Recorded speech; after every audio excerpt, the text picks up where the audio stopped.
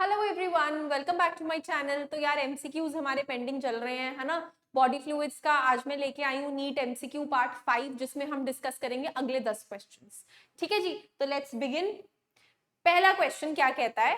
Thickening of walls of arteries. अगर arteries की walls में किसी भी XYZ चीज की डेपोजिशन की वजह से थिकनिंग हो जाए तो उसे क्या नाम दिया जा सकता है? उसे बोला जा सकता है atherosclerosis. So answer is B and the option goes for, I'm sorry, atherosclerosis. I'm so sorry. ठीक है। सेकेंड, इन मैमल्स, मैमल्स में हिस्टामीन नाम का जो प्रोडक्ट है वो कहां से सिक्रीट होता है? तो histamine is secreted by mast cells. Okay, so the option here is mast cells, histamine. The correct route for the nodal tissue, the pulse transfer, कहां से शुरू होती है? सबसे पहले एसए नोड, एसए नोड से जाता है AV node, AV node spread करता है bundle of His, bundle of His से निकलते हैं परकिंजे फाइबर्स, और परकिंजे फाइबर से फाइनली जाता है हमारे हार्ट के मसल्स में। तो इसमें अगर आप देखेंगे तो ऑप्शन डी में करेक्ट सीक्वेंस आ रहा है। Okay, next, closed circulatory system किसमें देखा जाता है? अब अगर हम बात करें कॉकरोच की तो इसमें स्पेशल एक्सक्रीटरी कह रही हूँ, ट्रांसपोर्टरी स्ट्रक्चर होता है। देन इसमें भी सेम लाइज फॉर दिस। सिर्फ टैडपोल या फिश ऐसा है जहां पे उनका सर्कुलेटरी सिस्टम थोड़ा क्लोज्ड है।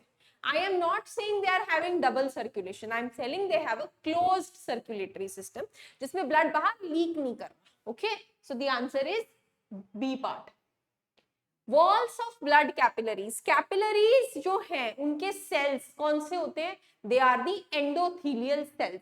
सो this NEET PYQ lecture, this video is basically a little information for you जो मैंने एक्स्ट्रा ऐड की है। ठीक है, in the form of questions.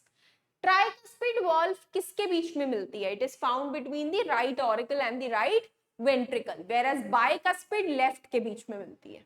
So right auricle and the right ventricle.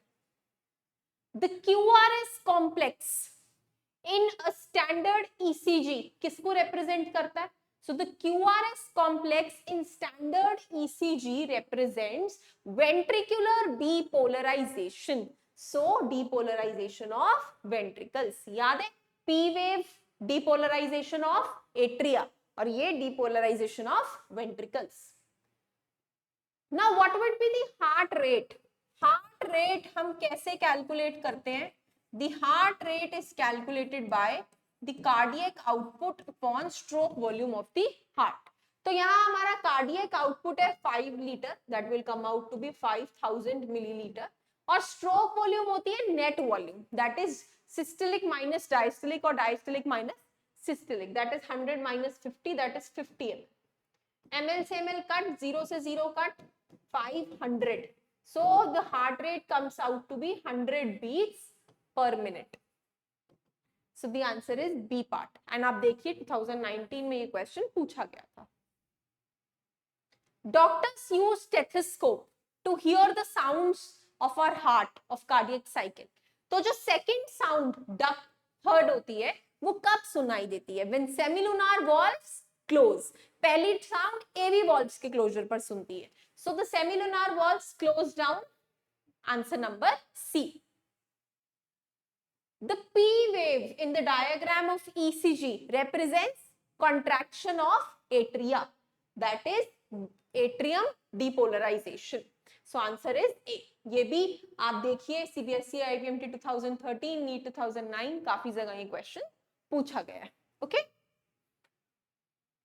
That's all for these 10 questions. अब इसका एक और पार्ट बचा है जिसमें अगले 15 MCQs हैं, and those are you can we have already started that. ये वाला जैसे थोड़ा सा इंफॉर्मेटिव था क्योंकि मैंने इसमें पास्ट के काफी क्वेश्चंस इंक्लूड किए थे, लेकिन जो पार्ट 6 है वो हमारे वही क्वेश्चंस है जो आज की NCERT में गिवन है।